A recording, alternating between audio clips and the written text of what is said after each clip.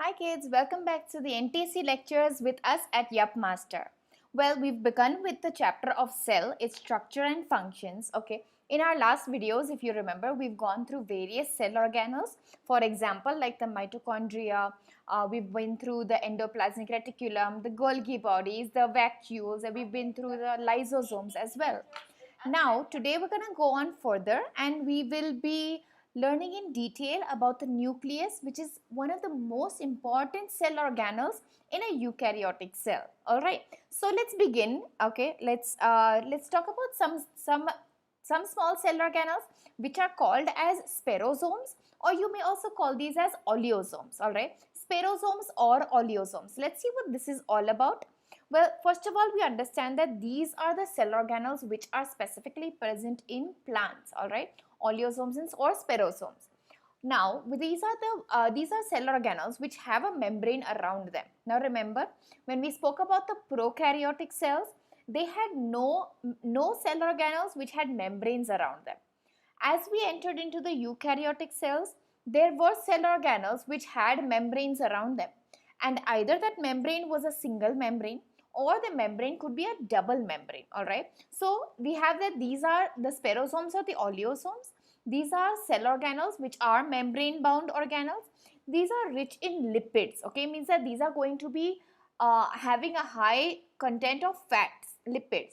And what are they going to do? What function are they doing? They are doing the function of storing and also synthesis, means generation, production of fat molecules. All right, now, so that was sperosomes and oleosomes. It was only present in plant cells. The function was basically to produce lipids and fats.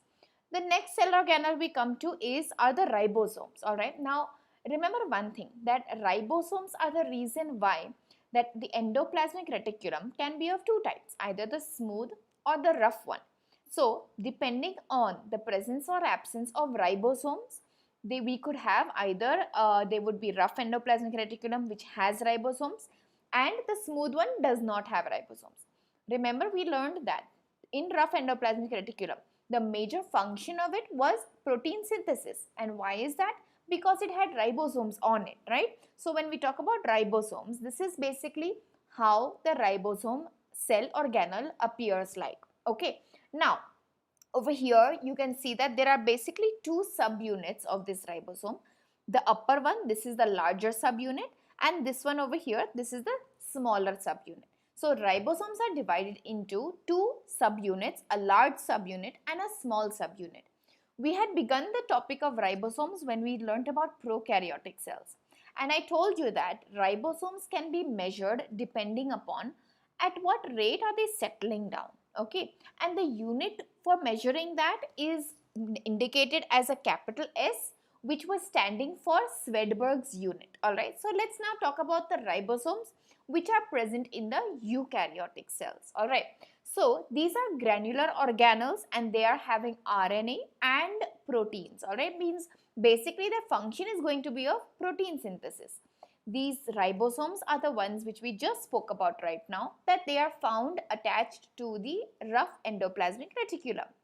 And the ribosomes were first observed by Palade, all right, by the scientist called Palade.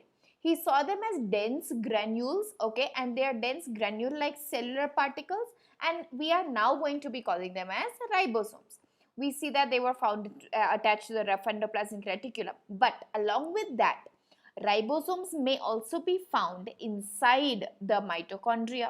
Okay, that's why mitochondria also we say that they are granular. They can be found even spread all amongst the cytoplasm, and ribosomes may be found in the chloroplast as well. All right, now when we talk about ribosomes, they are, as I just told you right now, they may be present at different locations. We had seen that there are ribosomes even in prokaryotes, in eukaryotes, and in eukaryotes even in the different locations like on the endoplasmic reticulum, in the mitochondria, in different other structures like in the chloroplast. So let's see here. In eukaryotes, all right, the whole ribosome on its own, the whole thing, means I'm talking about both the small and the large subunit. When you put it together, the settling rate would be as ATS. Remember, S stands for Swedberg's unit.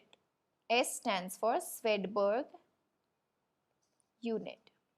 Okay, so that is ATS. But in a eukaryotic cell, when we talk about the large and small subunits, these are going to be settling at different rates. That is at 60S and then at 40S. So on a whole, that ribosome is going to, on centrifugation, it will settle at 80S.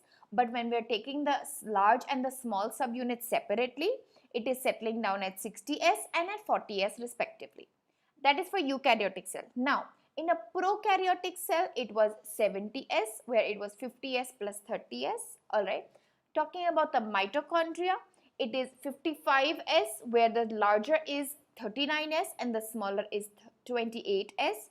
And talking about the last, that is plastids, that is the whole thing together. In a plastid, the ribosome is 70S and the large subunit there is 50S and the smaller one is 30S, just like that of a prokaryotic cell. Okay, you can see that these two are the same. Alright. So, when we talk about details in ribosomes, we know that their major function is going to be that of protein synthesis, right? So, when we talk about protein synthesis, these ATS ribosomes, now ATS ribosomes means we're talking about the eukaryotic ribosomes. The ATS ribosomes, they can occur in groups, okay? And whenever they are occurring in groups, many ribosomes would come together and they would form a chain. The longer the chain that is formed, the more proteins that could be made. Alright. So basically, we see that these ATS ribosomes occur in groups and they are collectively, whenever these ribosomes come together, collectively we may call these as polysomes, or since there are many ribosomes, we can call those as polyribosomes. Alright. So many ribosomes coming together, put together, are called as polysomes or polyribosomes. Alright. Now we also see that when we're putting them together, how exactly are they arranged? Are they formed in a cluster? Are they forming a spherical shape? What shape are they forming when they are put together? Well, when ribosomes are put together, they form a linear pattern. So, these ribosomes may have a linear arrangement or they also may form a rosette shaped cluster. Alright, so either you may find that they are in a straight line all put together, all ribosomes put together on a straight line, or you may also find that they may be in a rosette shaped cluster, means in a spiral similar way. Okay. Now, the number of ribosomes. Now, when I'm saying that all these polysomes are made, means when I'm saying that ribosomes are being put together in a linear form, then how many ribosomes can be accommodated together? This is going to be fully dependent on the length of the mRNA. For example, let's say you want to hang clothes on a rope. How many clothes can you hang on that rope? That depends on what is the length of the rope. Similarly, whenever you want to put ribosomes on the mRNA, how many ribosomes can be put on the mRNA is going to be dependent on the length of that mRNA. Okay, so the number of ribosomes depends upon the length of the mRNA. Alright. Now, we also see, just like what we just saw, that the polysomes or the polyribosomes are formed. The main function, understand, is going to be of protein synthesis. Okay. So, let's move ahead. When we talk after the ribosomes, let's go on to another cell organelle, which is going to be called as the centrioles. Okay, the centrioles. So, let's see what this centriole is all about. Let's see where is it placed. Okay, so look over here. Can you see those two drum-shaped cell organelles right over here? Okay, can you see how they are two and they are placed at right angles to each other? They are perpendicularly placed to each other. And remember that they are found in the cytoplasm in an area which is very near to the nucleus. Okay, so that these cell organelles of the centrioles, they are found in that part of the cytoplasm near the nucleus, and that part of the cytoplasm which is near the nucleus, that is going to be called as the centrosome. Alright, so these centrioles, these are non-membranous, like how we saw in the mitochondria there are two membranes. These are completely non-membranous. Okay, they are non-membranous cylindrical structures and they are present in the animal cells. Alright, non-membranous cylindrical structures present in animal cells. All right, where do they help in? These are going to be playing a very important role during cell division.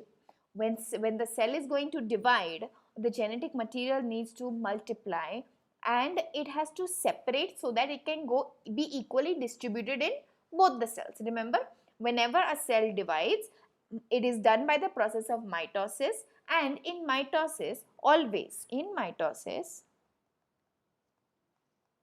okay, one parent cell is going to, let's say this is one parent cell, that will always divide and it will be able to form two equal daughter cells. So basically what happens is the genetic material here will first double and then they will split so that each of the daughter cells have enough genetic material. Okay, now what is it that's initiating the cell division? It is going to be the centriole, which helps in that. There are structures that are going to be formed during cell division, which we may call as spindle fibers. What are they called as? They are called as spindle fibers. Okay, so it is these centrioles which are going to be helping in the formation of spindle fibers, and because it helps in formation of spindle fibers, that is why mitosis can take place. But remember, the centrioles are present only in animal cells. So in plant cells, cell division does take place, but not with the help of centrioles. All right, so as this point is written over here, that it helps in spindle formation during cell division. Okay, these centrioles are present near the nucleus in a dense area, and that area is called as the centrosphere. All right, near the nucleus in the dense area, the area, this part is called as the centrosphere. All right, so we see that area, that part of the cytoplasm where the centriole will be located is called as centrosphere.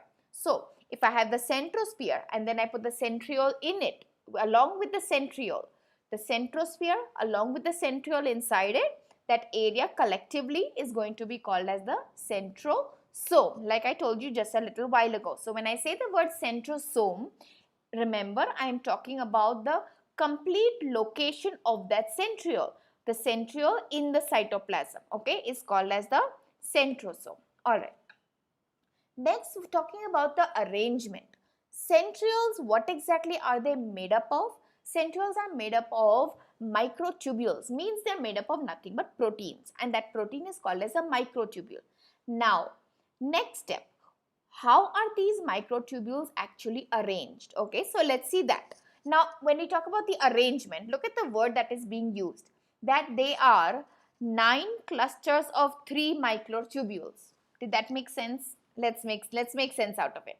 9 clusters of 3 microtubules. Let's begin with 3 microtubules. When we talk about 3 microtubules, so that is 1, 2 and 3. So these are the 3 microtubules. I hope you can see that. Or you may consider this one over here, 1 microtubule, the second microtubule, and then here is the third microtubule. So similarly, let's just see, okay, so this is 1, this is the second, and this being the third one. So similarly, this is, can I call this collectively as one triplet? All right, so this is one triplet. Similarly, how many triplets are there? Let's see.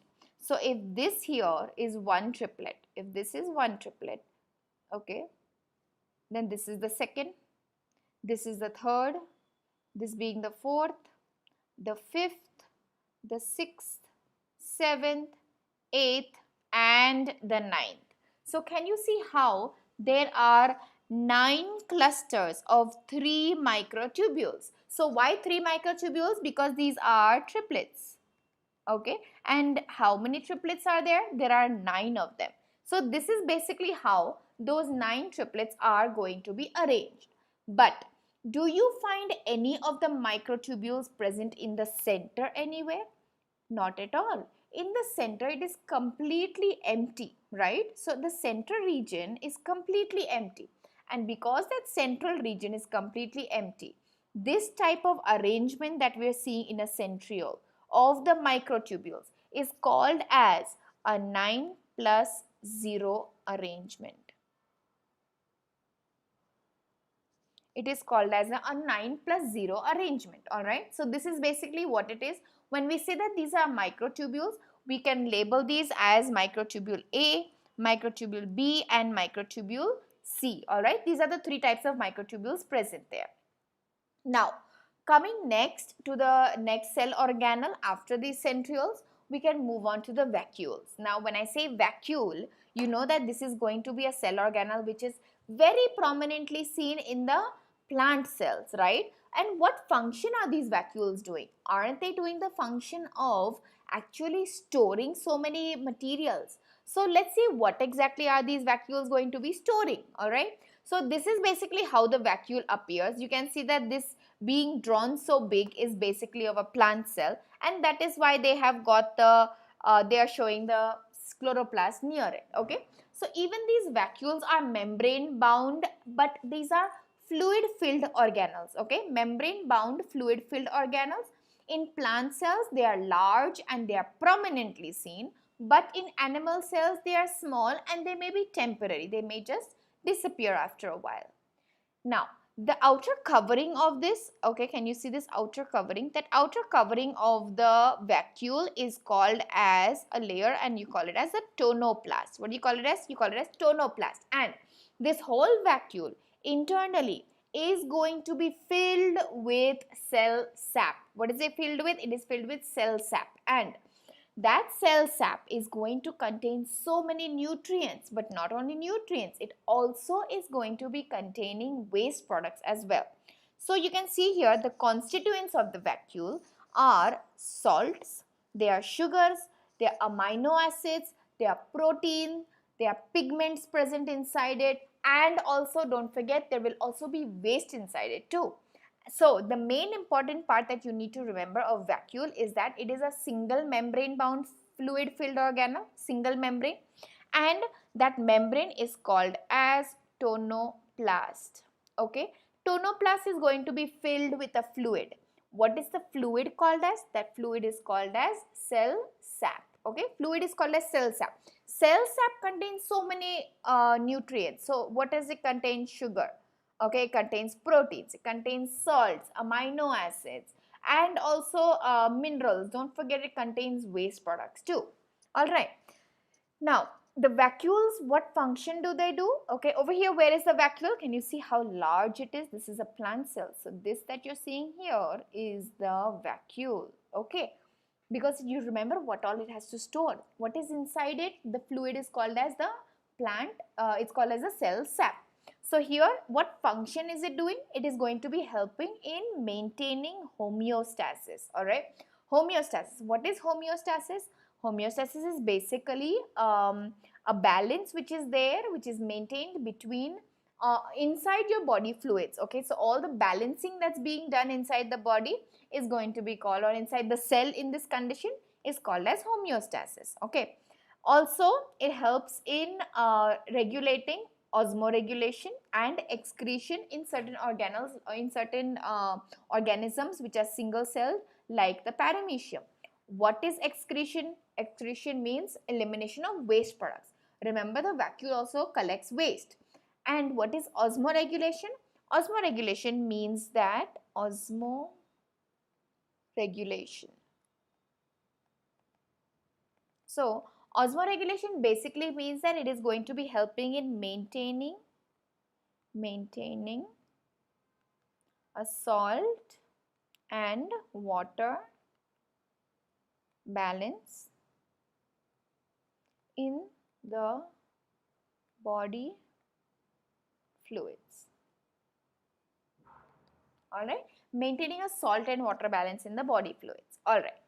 Now, let's come next to the most important cell organelle, and children, that is nothing but the nucleus. Alright, so now we move on towards the most important cell organelle, which is the nucleus. Now, you know that there are so many different types of cells, and in all those different types of cells, even the nucleus are found to be of different types. Okay, so let's see basically first what are the different types of nucleus we can see. Also, we will see what are the parts of the nucleus, what is found inside the nucleus. Okay, Just like all other cell organelles in the eukaryotic cell or most cell organelles, even the nucleus is a membrane bound cell organelle. Okay, so we see here that there are some cells present which don't have nucleus at all. Which are these? I told you one cell is a mature RBC. Now, mature RBCs we also learned when we talked about the endoplasmic reticulum, that mature RBCs don't have endoplasmic reticulum. The basic reason is that we would like to keep that RBC empty, because if the RBC is empty, you can accommodate more and more and more of molecules of hemoglobin inside it, and that hemoglobin is going to be able to hold on to more and more oxygen. So when we talk about the mature RBC, this RBC should not have any cell organelles, just so that it can hold on to maximum number of hemoglobin, and that is going to enable it to hold on to more oxygen. That's why even the nucleus would not be there. Okay, and even we see sieve tubules of phloem. Even these are cells which do not have nucleus inside them. Alright, what about different types of cells? There may be only one nucleus present in a cell, which we will call as a uninucleated cell. There may be certain cells which have two nucleus present, a binucleated cell. Like when we talk about the paramecium, there are two nucleus present, a micronucleus and a macronucleus. Then there could be certain body structures, certain body cells which have many nuclei, multinucleated conditions. Alright, what is another name that we will learn for a multinucleate condition? You can call it as syncytial or syncytial. Okay, you may call it as a syncytial condition where it is a multinucleated condition. Okay, this is this diagram that you're seeing here is a perfect example in the body of a cell which is multinucleated. What example is this? This is the example of a striated, it is a striated muscle fiber. Now when I am saying that it is a striated muscle fiber, this means that this is a muscle which is under your voluntary control. These are the voluntary muscles, and voluntary muscles, look at the nucleus there. Can you circle that here? This is one nucleus, this is another nucleus. Okay, here is another nucleus. So there are more than one nucleus. And one more thing, over here can you see how the nucleus is actually attached to the periphery? Nucleus is not a normal nucleus where you would find it in the center, in the core. Here the nuclei are found around the periphery. Okay, so you can have a cell which is uninucleated, binucleated, or even multinucleated. Alright, now coming to the basic structure of the nucleus. Now talking about the nucleus, okay, first of all I told you that these are membrane bound cell organelles. Now when I say that they are membrane bound, it would either be a single membrane or a double membrane. So we'll go ahead and see what that is. Okay, but along with that, first of all, the outer part, the outer membrane is going to be called as a nuclear envelope. What is it called as? It's called as a nuclear envelope. Then next we see inside it, just like how inside the cell there is cytoplasm, similarly inside the nucleus there is going to be nucleoplasm. Okay, and also inside the nucleus this whole structure is there, all of this, and this is called as nucleolus. Alright, what is it called as? It's called as nucleolus. And last, inside here, all of this, these threads over here, okay, these threads over here are called as the chromatin network. So the nucleus has four basic structures inside it: the nuclear envelope, the nucleoplasm, nucleolus, and chromatin network. Chromatin network means the part, the area where it's going to be holding the genetic material. Alright, so this is the area, or these are the networks which will ultimately come together, and they are the ones which are going to ahead form the chromosomes. Alright, so let's see one by one. First and foremost, when we talk about the nuclear envelope, well, nuclear envelope can also be called as the karyotheca. Why is it called as karyotheca? Well, one thing is there. Karyo means nucleus, and theca basically means a layer. So this nuclear envelope is the outermost layer, hence called as the karyotheca. So where is it and how many layers is it? When we talk about nucleus, karyotheca, the envelope is 2 layers. Okay, so can you see over here how this is one layer? Okay, this what I'm drawing here, this is one layer, and there is an inner one too. So here you have an outer membrane and you have an inner membrane, and there is a small gap between those two. All right, so this nuclear envelope is a double membrane structure. Each are around 7 to 8 nanometers thick. Okay, in between those two layers there is a space in between it. Because it is between that, it is called as the perinuclear space. Okay, it's called as perinuclear space. And we also see that one part of it is going to be attached to the endoplasmic reticulum. And which endoplasmic reticulum? It will be attached to the rough endoplasmic reticulum. All right, remember the whole endoplasmic reticulum, if you remember this whole structure, that the nuclear membrane, okay, nuclear membrane is going to give rise to the endoplasmic reticulum, which is ultimately going to go and it joins with the plasma membrane. Okay, so this is a chain which is going to be connecting everything. So we see that here also inside you can see that there is nuclear lamina present inside it. All right, then as you can see over here, this small structure, we see that in this double membrane bound area, okay, the two membranes, there are small areas in between which are pores.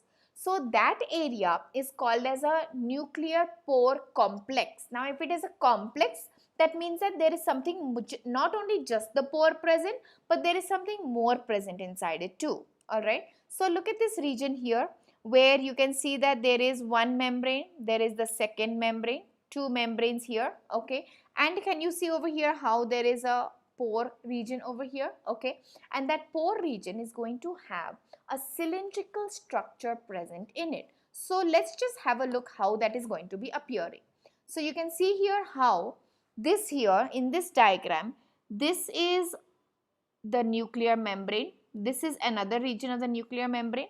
The space between this whole region here, this is called as the nuclear pore. Now inside the nuclear pore, okay, I'll just erase that small region. All right, so we see that inside the nuclear pore there is this structure over here which is a cylindrical structure. Can you see this cylindrical structure over here? Okay, and this cylindrical structure is going to be called as the annuli. What is it called as? It's called as an annuli. So basically the annuli are a dense ring of cylinders. Okay, these are dense rings of cylinders which are found in this pore, and they are formed of proteins, and they're called as nucleoporins. What are they going to do? These are the areas where they're going to be allowing substances to go in and out of the nucleus. All right, so in one nuclear membrane we can see that there are around 2000 nuclear pores present, and inside each pore there is an annuli. So basically the nuclear pore along with this annuli, okay, nuclear pore along with annuli together is going to be forming the nuclear pore complex. All right, both things put together, nuclear pore along with annuli is forming the nuclear pore complex, which we're going to be also calling as the NPC, nuclear pore complex. All right, now what are the functions of this nuclear envelope, or you may call it as the karyotheca? Functions would basically be that it is going to be helping to separate the nucleoplasm inside from the outer cytoplasm. Do you remember when I taught you this term of protoplasm? I taught you the term of protoplasm. Well, this protoplasm term was the collectively combination of cytoplasm plus nucleoplasm. Okay, cytoplasm plus nucleoplasm, both put together was forming protoplasm. So this means that cytoplasm can be different, nucleoplasm can also be different. What is the layer that's keeping both of these separate? It is the nuclear envelope. So the nuclear envelope, this region here, this envelope is going to be separating the inner nuclear material from the outer cytoplasm. Okay. Also, it is the region which is giving rise to the endoplasmic reticulum. So it forms the endoplasmic reticulum, and also it provides attachment to that endoplasmic reticulum too.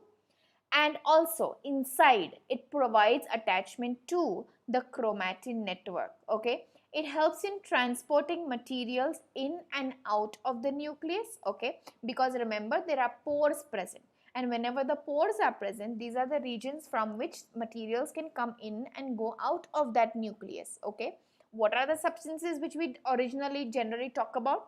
We can say that materials like carbohydrates, proteins, fats are the materials which can be going inside the nucleus.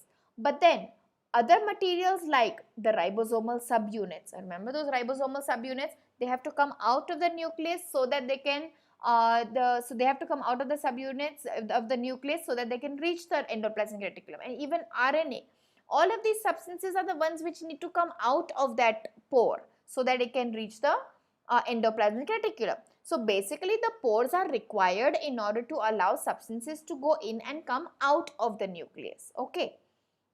So that was all about the nucleoplasm. We may also call it as the karyotheca. Okay. That was all about the nuclear membrane. We now move on towards the nucleoplasm. When we talk about the nucleoplasm, it is all, remember, going to be separated from the outer cytoplasm. It can also be called as the nuclear sap, or you may also call it as karyolymph. Remember, because these are parts of the nucleus, they all are going to be having given names which are associated to karyon. Okay, like we saw karyotheca for nuclear membrane. For nucleoplasm, we can use the word karyolymph. Okay. Now, this is a transparent fluid. Okay, we also see that it can be semi-solid. It is found to be granular, and always remember it will contain a nucleolus, and also the chromatin network will be found inside this nucleoplasm. All right. So these are the properties there. What is basically it is made up of? It can be it is made up of chemically it could be made up of nucleic acids, means the DNA present inside it, proteins, enzymes, minerals. So all the nutrients which are basically present in the nucleus are found to be in the nucleoplasm. All right. Okay. Now, along with this nucleoplasm, we also saw that there is going to be a structure which we are going to be calling as the nucleolus. So there is a nucleus, and then inside that nucleus there is another nucleolus. All right. So over here you can see that this is the nucleolus structure. Doesn't it look like a small ball of yarn? So can you see how it is radiating? So you can tell very easily that this is not bound by a membrane. Okay. So we see that this is a spherical body. It is an acidophilic body, which means that it can be stained with the help of an acid dye, and it was discovered by Fontana. All right. Each cell may have either one or even more than one nucleoli. Remember, I'm calling this nucleolus in plural. I may call it as nucleoli. All right. And what does it consist of? It consists of a continuous coiled filament. That coiled filament, remember I told you it looks like a ball of yarn. So it is a coiled filament, and that coiled filament over here is going to be called as nucleolemma. Alright, that coiled filament is called as nucleolemma, and that too inside a matrix. Alright, so we see here that this nucleolus that is there, it is a dense body and it has no limiting membrane, which means that neither one, neither two cell membrane, neither two membranes around this organelle. Okay, so basically we see that when we talk about the nucleus, there were four components. Okay, so we see here that the nucleolus also is in like a small different structure altogether, and even the nucleolus is having four components. Now, so I am talking only right now about this part. Nucleolus has four components. Which are they? First and foremost, naturally there's going to be matrix inside it. Also, there is chromatin inside it, and this chromatin inside it is going to be called as the nucleolar associated chromatin. Whatever, out of all the chromatin found in the nucleus, the chromatin which is near the nucleolus is called as a nucleolar associated chromatin. Also, it is going to be having fibrils inside it, which are made up of RNA. And also there will be granules. What are the granules? They are nothing but the ribosomes present inside it. Remember, ribosomes are the structures which would be having to come out of the nucleus. Okay. So, the nucleolus is having 4 components. Which are they? The matrix, the nucleolar associated chromatin, the fibrils and the granules. Okay. That's what the nucleolus is all about. Now, talking about the function of this nucleolus, only function of the nucleolus, okay, it does the basic work of synthesis as well as of storage of RNA, remember, of RNA, okay. Also, it is going to be helping in the formation of these ribosome subunits so that they may come out of the nucleus, okay. And now, coming to the 4th part of our nucleus. Remember, nucleus had 4 parts to it. First is the nuclear membrane. Then we spoke about the nucleoplasm. Okay, don't remember those 4. Don't forget those 4 parts. First was nuclear membrane. Okay, next was nucleoplasm. Okay, third was the nucleolus. And fourth is chromatin material. Alright. So, when we talk about the chromatin material, look at this here, looking like a ball of Maggi noodles, right? So, here, these are thread-like elongated coiled structures in the nucleus. So, they are thread-like elongated materials, okay? This chromatin material, when a cell is just resting or just performing the normal metabolic activities, looks just like these threads put together. When are these chromatin material going to form chromosomes? Only when the cell decides to divide. Only during cell division.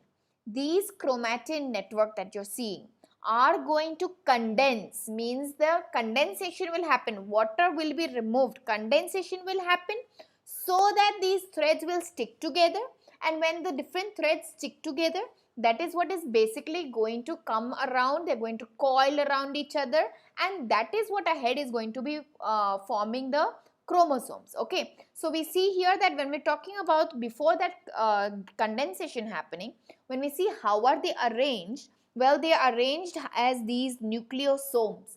Okay, what are these nucleosomes basically over here? They are basically, what you see here is that if this is the DNA, then these are genetic material consisting of DNA, nuclear proteins and RNA. So these are the proteins. Those round balls that you're seeing are basically the proteins, and they are wound around by the DNA. And when you're winding it around, so there are 8 over here, okay? These 8 proteins are there. What are these proteins called as? These proteins are called as histone proteins. Okay, so these histone proteins, how many of them? 8 of them. These 8 histone proteins are collectively going to be put together, and can you see how these are wound around, and they are being wound around by DNA. Okay, so the DNA is like a long thread which is going to take those histone proteins and going to wind around itself around it. Okay, this one component that is made with 8 histone proteins wound around DNA, that one component is called as a nucleosome. What is it called as? It's called as a nucleosome. Alright. So basically we see that these chromatin materials that we're talking about, okay, they are consisting of DNA, they're consisting of histone proteins, even there are going to be non-histone proteins, and also we're going to see the presence of RNA also present there. Okay. So that was about the chromatin material. Alright. Okay. Let's see ahead.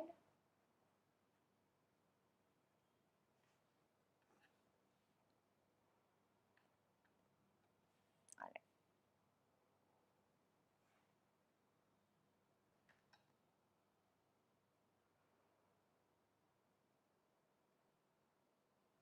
Okay. Coming next, when we're talking about chromatin material, remember that when I told you that when the chromatin material, when the cell wants to divide, at that time the chromatin material will begin to condense, and when the condensation happens, that is when the chromatin material will go ahead, will condense, and it is going to be forming the chromosome. Alright, so when the chromatin material condenses, that is when you're actually finding this egg-shaped chromosome you're always talking about. Okay, so basically that egg-shaped chromosome is not found throughout the life of the cell. It is found to be in that form of an X shape only when the cell is ready to divide. Okay, after the cell divides, immediately those X-shaped chromosome again is going to scatter out, and it would be forming the chromatin network. All right, so these chromatin material, they condense during the cell division, and then we're going to be calling those as the chromosomes. All right, so that's it for today's lecture over here. We studied all about the nucleus. All right, in our further lectures, what we'll be doing is, first we'll have a gist of all the cell organelles which we have done until now. We will label them, which ones were the single membrane bound, which ones were double membrane bound. We'll do a differentiation between the animal and plant cell, and we will then start up with the MCQs. So if we're done with the theory, the MCQs should be done in a jiffy. Alright, so stay tuned with me, come with me in the next lecture, and keep watching and keep being attentive with me in the lectures, so that the cracking of these exams could be easier. Alright, till then, till I see you day after tomorrow, you guys stay home, stay safe, and take care.